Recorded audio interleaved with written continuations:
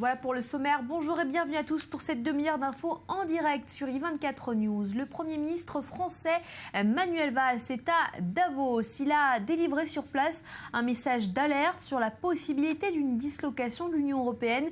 Référence à la possibilité d'un Brexit qu'il a dit vouloir éviter, mais pas à n'importe quel prix. On l'écoute.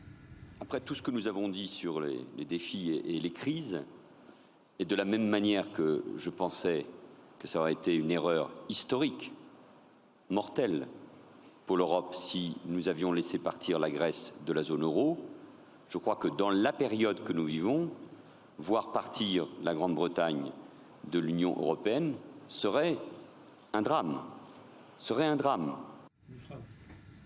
Et j'accueille sur ce plateau David Neyman, l'Europe donc qui est bien sûr au cœur des discussions avec des préoccupations aussi bien économiques que politiques. Voilà, ce que dit Manuel Valls en fait, que ce soit sur la Grèce ou sur le Royaume-Uni, ça illustre bien l'état d'esprit aujourd'hui des Européens. Il y a une vraie déception autour de la construction européenne, déception exacerbée forcément par le contexte socio-économique qui a suivi la crise financière de 2008, donc croissance maigre et chômage qui explose. Et aujourd'hui, Manuel Valls qui évoque carrément, vous le disiez, un risque de dislocation pour cette Union européenne. Il y a des crises, dit-il, qui peuvent menacer l'avenir de l'Union. Et c'est vrai que depuis un an, il y a eu de nombreux dossiers qui ont quand même montré à quel point la construction de l'unité européenne avait des failles, avait des limites. Il y a eu la crise grecque. Faut-il poursuivre sur l'austérité? Il y a eu débat sur ce point. La crise des migrants, carrément des tensions, la Hongrie, la Slovaquie, l'Allemagne, on s'en souvient. La lutte contre le terrorisme, la politique des frontières, c'est un gros débat aussi. Et aussi la gestion des déficits des États, donc plus économique, le pacte de stabilité. Faut-il lutter contre l'endettement? C'est ce que dit l'Allemagne. Ou au contraire, favoriser, mettre la priorité sur la croissance? C'est ce que dit la France. Il y a aussi un problème autour de la politique monétaire de la BCE. Comment accélérer la reprise? Donc, avec des tensions entre l'Allemagne et le reste de l'Europe, faut-il toujours assouplir plus la politique monétaire ou pas? Ça, c'est le dialogue entre la France et l'Allemagne. Donc, taux d'intérêt toujours bas et injection de liquidité. Alors, est-ce qu'on peut parler d'un manque de solidarité entre les États?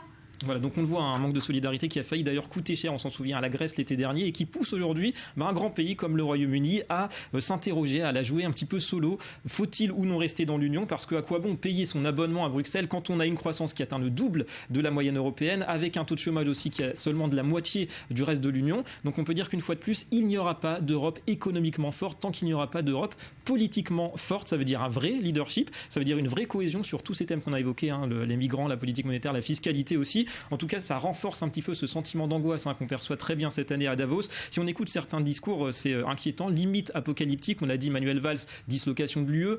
Joe Biden, le vice-président américain, d'ailleurs, qui rencontrait Benjamin Netanyahu ce matin, qui se dit inquiet pour l'avenir de la classe moyenne mondiale à cause de l'avancée technologique qui menace donc de détruire beaucoup d'emplois. Donc un monde qui est un petit peu en perte de vitesse. On le voit avec le ralentissement de la croissance mondiale, des mauvaises prévisions, le ralentissement chinois, la crise des matières premières, la crise du pétrole, la récession grave dans des pays comme le Brésil et la Russie. Donc on le disait, on voit mal comment tous ces participants cette année vont se consacrer à ce thème de la relance de l'économie mondiale par la technologie. Il y a beaucoup de dossiers qui sont beaucoup plus urgents. Et beaucoup de préoccupations. Et juste à signaler donc ces images en direct donc du sommet de Davos avec la présence également du Premier ministre israélien Benjamin Netanyahu qui a fait également le déplacement.